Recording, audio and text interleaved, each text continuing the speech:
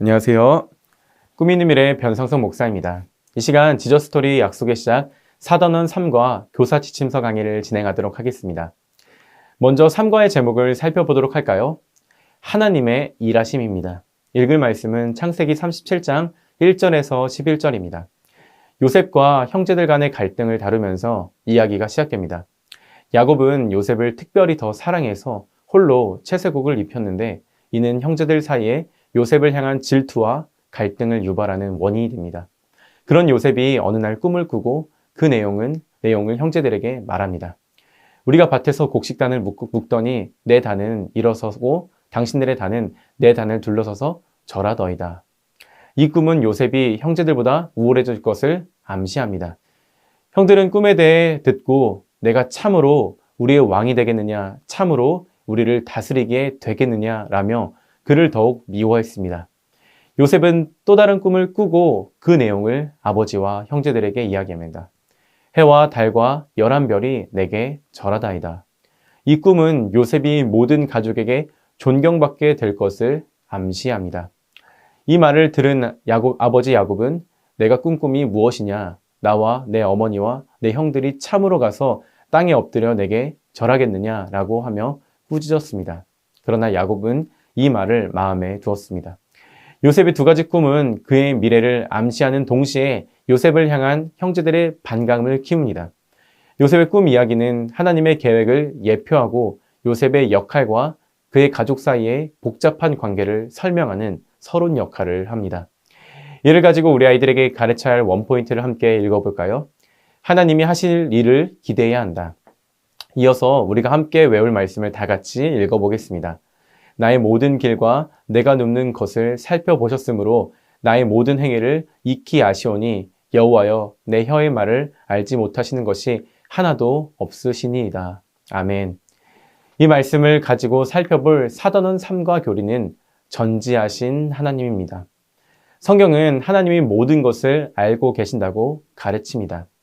하나님은 완전한 지식을 가지셨으며 이 지식은 과거와 현재뿐 아니라 자유의지를 부여받은 피조물 이 미래에 결정을 내릴 것까지 하나님은 모든 것에 이릅니다.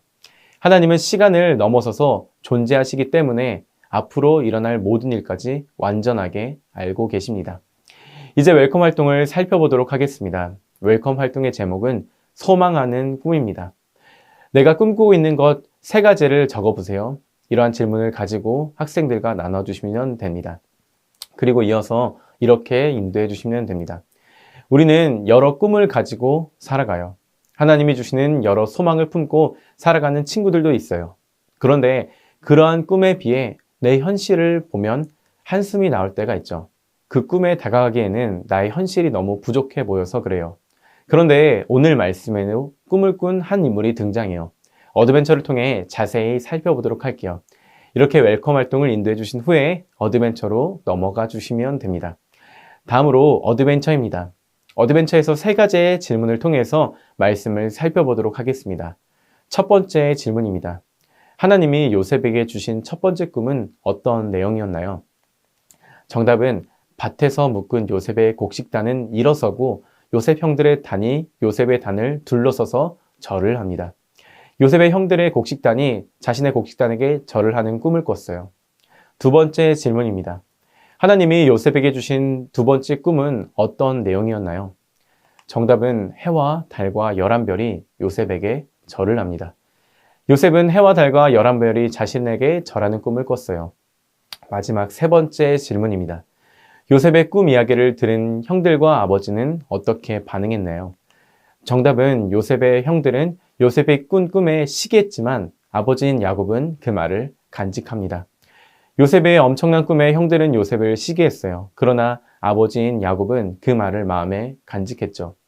이 말씀을 가지고 밸류 질문을 이어서 할게요. 첫 번째 모두 질문입니다. 요셉을 편애하는 야곱을 보며 다른 형제들의 마음은 어땠을까요? 동일한 자녀들인데 요셉을 특히 더 사랑하는 것처럼 느낄 때 마음이 상했을 거예요. 그렇게 더욱 요셉에게 미운 감정이 들었을 거예요. 다음으로 서로 질문입니다.